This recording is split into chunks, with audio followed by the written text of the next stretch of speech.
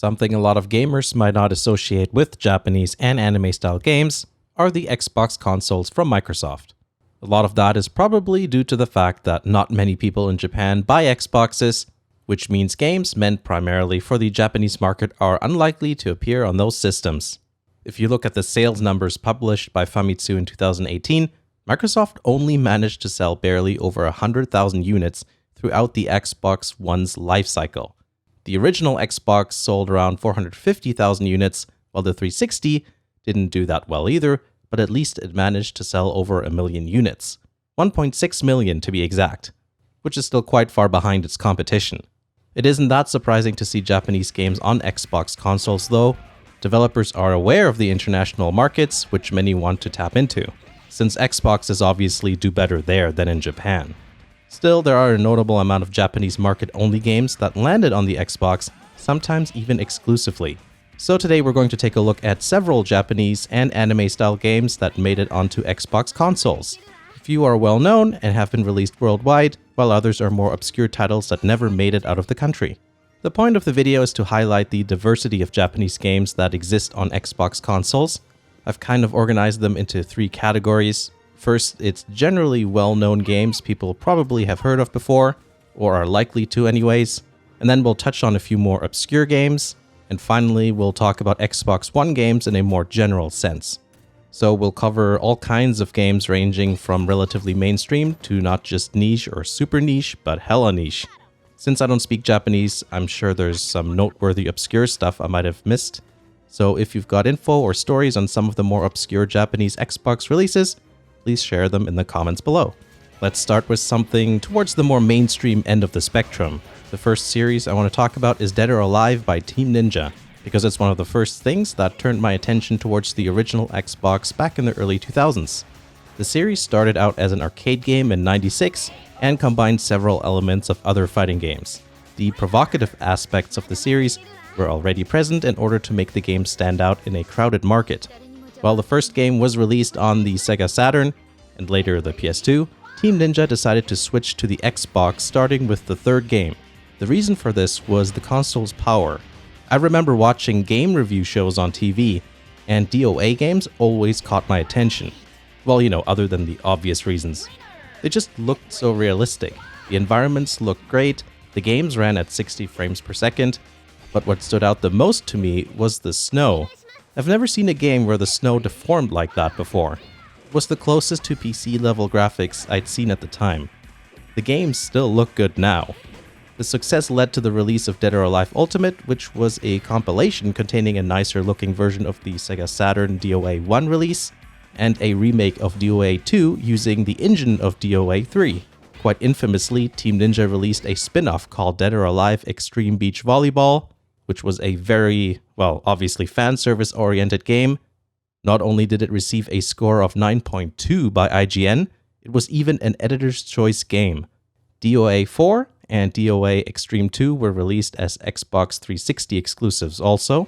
Things changed after the departure of Tomonobu Itakagi, and Dead or Alive games started being released on Sony and Nintendo systems.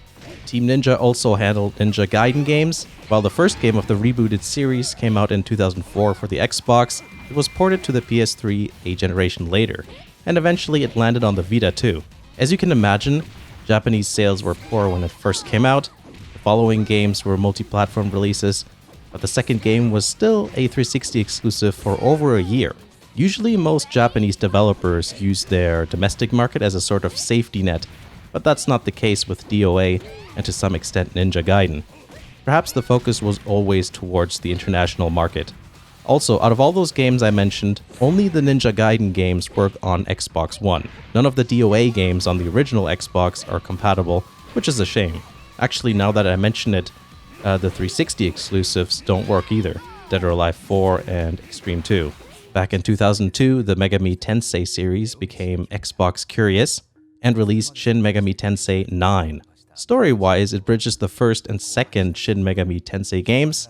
The story behind the game's creation is kind of interesting. It was originally supposed to be an online JRPG, which then changed and was supposed to have both single-player and multiplayer aspects, until eventually that was again changed and they just scrapped the online bit. The development process didn't exactly go that smoothly, clearly. Since it was so early in the Xbox's life cycle, it seems that Atlus didn't anticipate how badly the system would end up selling. As expected, sales were not that good, which is the reason why the series never saw another Xbox release. That being said, we can find another Xbox release if we start looking at the spin-off series, Persona. The Persona series itself has a fighting game spin-off called Persona 4 Arena, as well as there's like a better version of that, which I can't think of the name of right now.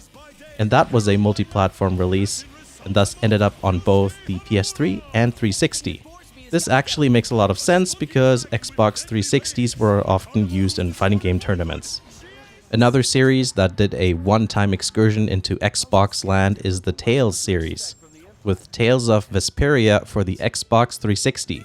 It came out in the summer of 2008 or 2009, depending which part of the world we're talking about. It's the first and currently only game in the long-running JRPG series available on Xbox. That will change once Tales of Arise comes out, which will be on Xbox One as well as other systems. Tales of Vesperta was an exclusive on the 360 until a PS3 port was released about a year later. Even though I've never played the game, it's the first Tales game that I consciously remember seeing on shelves. I'm sure I've seen previous games, but I didn't actually start getting into anime and anime-style games until around 2009 or so. The next game I want to mention is Panzer Dragoon Orta. It was a very well-received game on the original Xbox. In fact, you'll find that this one is on a number of best Xbox games lists. It's a rail shooter, something that you don't see that often anymore. That's why I like that era of gaming, since those older arcade-style experiences coexisted with many of today's more popular genres. In Japan, there was a special edition Panzer Dragoon Orta limited edition console. There were about 1,000 units produced, so that's pretty rare. A noteworthy game on the original Xbox is Steel Battalion by Capcom in 2002. It's a mech robot game, which comes with this controller. The term controller isn't enough to describe this thing. It's more like a control panel. The game was well received, but it wasn't really a moneymaker, which the developers expected. I mean, first of all, it's expensive because it's got this controller. And second of all, it's pretty big, so not everybody has room for that sort of thing. But the game was intended to be more of a showcase piece anyways. While I never had the opportunity to play the game, the controller really got my attention. In fact, you know how I said that Dead or Alive was one of the games that put the Xbox on my radar? Well, this is one of those games as well. An online-only sequel called Steel Battalion Line of Contact came out in 2004. As you can imagine, the player base wasn't the largest thing ever there. The Katamari Damacy series has enjoyed a loyal following of fans over the years due to its unique gameplay, story, and style. I think that's an understatement. It's definitely one of the most unusual games to come out of Japan, but also one of the funnier ones. While the games historically had a strong presence on Sony consoles, the fourth game in the series, Beautiful Katamari, somehow ended up as an Xbox 360 exclusive, and it was also released internationally. I'm pretty sure they wanted to attract gamers in the West that didn't own a PlayStation, but it didn't end up working out because this game remains the only one in the series to be released on an Xbox. The PS3 version of the game was abandoned, and instead the developers focused on Katamari Forever. So an Xbox 360 exclusive wasn't really what they were going for at the beginning. So far, everything we've looked at is generally well known, and I think it's time to look at some more obscure games now. Some had international releases, others not. I think this one has to get an award just for its name. N.U.D.E at Natural Ultimate Digital Experiment. Now, I'm not sure if you pronounce the acronym like a word instead of just the letters, but that's what I'm going with. This is a very unusual game meant for the Japanese market only, and it was released on the Xbox in 2003. It's a life simulation game where you are the tester of a new product, which is a female-looking robot. You have to teach it tasks and things by saying commands through the included headset. There's a time element too. I've seen people compare it with Seaman on the Sega Dreamcast. Ooh, that's a sketchy sentence. But I can see why people would. This is quite the curious contraption of a game. If anybody watching has ever played this, I'd like to hear more about it. Now, this is a game I've been wanting to talk about for years. Automata is excellent. This game came out in 2011 and was an Xbox 360 exclusive. It had a Japanese and North American release. I remember seeing this game on a clearance shelf in Walmart, probably circa 2013 or 14. The shelf was full of just this game, and since it was only $10, I figured I should give it a go. It's a horizontal shooter, and it's actually a Gradius spin-off. I'm not good at these games, but I found the gimmick of mixing in girl characters as kind of fun. It certainly has a novelty factor going for it. It's a bit of an odd thing to see come to the West, not that I'm complaining. The game has a predecessor called Ultimax Gorgeous. That was also a 360 game, but it only got a Japanese release. I wish we knew how many copies were sold for each game. It couldn't have been a lot, but I guess it must have been enough to release 2 360 games in a row. Next up, it's the first 2 Idolmaster games. Idolmaster and Idolmaster Live for You are Xbox 360 games that never made it out of Japan. It's an idol raising / simulation / rhythm game thing. I'm sure if you're into anime, you've at least heard of this franchise before. Again, it's strange that these aren't PS3 games. A bit like Ultimax Gorgeous and Excellent, they decided to bring out 2 360 games in a row. The very first Galgun game started live on the 360, and it wasn't exclusive for a whole year before a PS3 port came out. I remember when it came out. I thought it was hilarious. A few gaming news outlets gave it some attention due to the premise. Unlike the 2 sequels, the first Galgun was a Japanese-only release. The game is a rail shooter, and it's definitely quite funny. You shoot high school girls with your pheromones, which isn't something any other series can say. I'm not sure if Galgun was always meant to be a multi-platform title and the PS3 version was just delayed, or if they saw how badly the game was selling and made a port in order to salvage the situation. Whatever the case may be, I think the developers probably got their naming convention from Microsoft, since the 3 games in the series are called Galgun, Galgun Double Peace being a reference to the fact that it's the second game in the series, as well as something else, and Galgun 2. If you want, you can count Galgun VR, which came out on the PC. It came out between Double Peace and Galgun 2. Let's throw in a racing game. It's Toge R for the original Xbox. This is a really obscure game. You can't even find more than a couple of videos on this game. So yeah, we can put this under the hella niche category. As the name suggests, the game is all about Toge-style racing. To non-car enthusiasts, Toge is the Japanese word for pass, in this case referring to winding mountain roads in Japan. Like the sort of thing you see in Initial D, Toge R is made by Atlus, and Atlus has actually done a bunch of car-themed games in the past. Toge R is the last game of the Toge series, with earlier games having been released on the Saturn and also the PlayStation. And there's a few other kinds of racing games as well. I guess that's why Atlus sponsored Keiichi Tsuchiya for all those years. The topic of Japanese market racing games is really interesting, but I don't know much about it at the moment. Perhaps we'll have to talk about it another time. I actually want to talk about racing games in general and driving games, so we'll probably see that video first. Up next is a series that isn't that well known, I don't think. It's Record of Agarest War. It consists of Record of Agarest War, Record of Agarest War 0, and Record of Agarest War 2.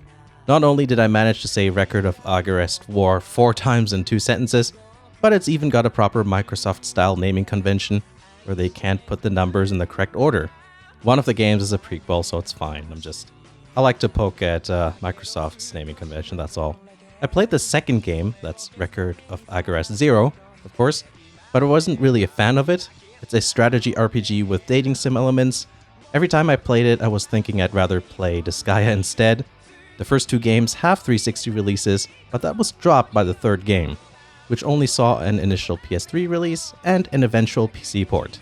So obviously that series just decided to drop the Xbox after a while. Here's another Japan-only game, Strike Witches Shirogane no Tsubasa for the Xbox 360. It's a side-scrolling shooter. I'm sure anime fans have probably heard of the anime, mainly because of the whole World War II aces turned into girls that fly around with airplane legs, also they wear no pants thing, and the fact that the Japanese Self-Defense Force has used the show's characters on recruitment posters, then they said it's not underwear, they're pants, and the fact that the Japanese Agency for Cultural Affairs has called the show wholesome family entertainment, because, well, it is. I think we can all agree on this.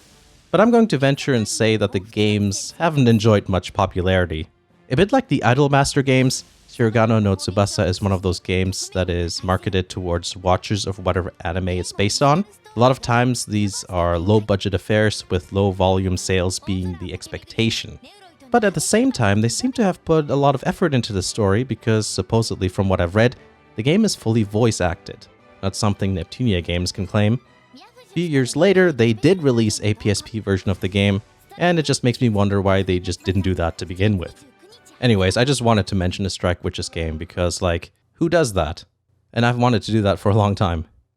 Like I said before, there are Xbox One releases, but actual Japanese market exclusives are pretty rare. There's only 2, though technically it's actually 1. Psycho Pass Mandatory Happiness, a visual novel, came out in 2015 and was an Xbox One exclusive for over a year until it received a PS4, Vita, and PC port.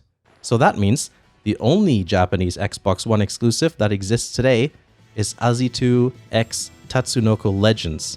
I found some pictures and footage and stuff, but I can't really explain what it even is. The original Xbox has more Japanese market exclusives, so this game is the rarest of the rare in its category. Remember, like with car and truck commercials, if you make a category specific enough, you can call it best in class. So from what we can see, the Xbox 360 enjoyed much more support from Japanese developers than the first one. That makes sense, since it was the most popular Xbox in Japan, and since the 360 and PS3 were neck and neck in several international markets, a lot of popular Japanese franchises ended up being multi-platform releases.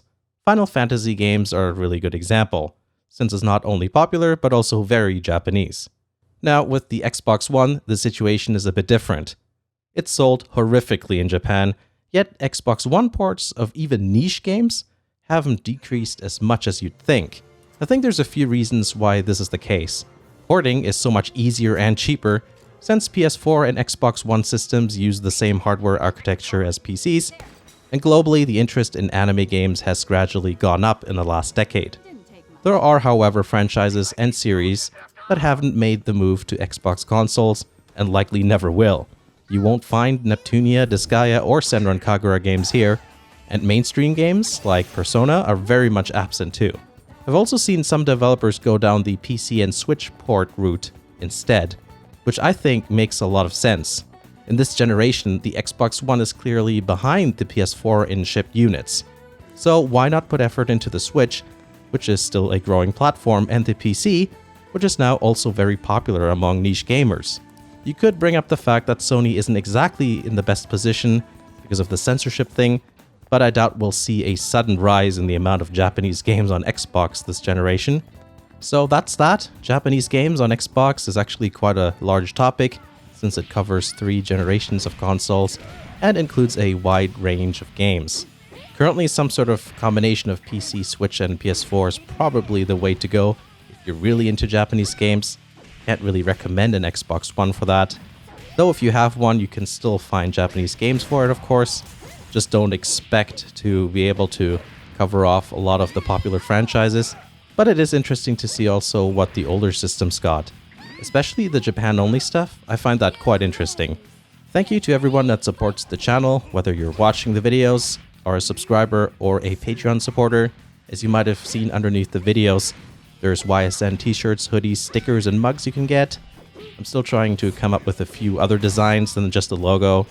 Yes, I know some people have mentioned they want to see the "That's an interesting pose" merch, but I'm still trying to come up with a design that isn't totally rude. Check the link in the description for not just the store, but also other things like Twitter and the second channel. Thanks for watching, and I'll see you again in the next video.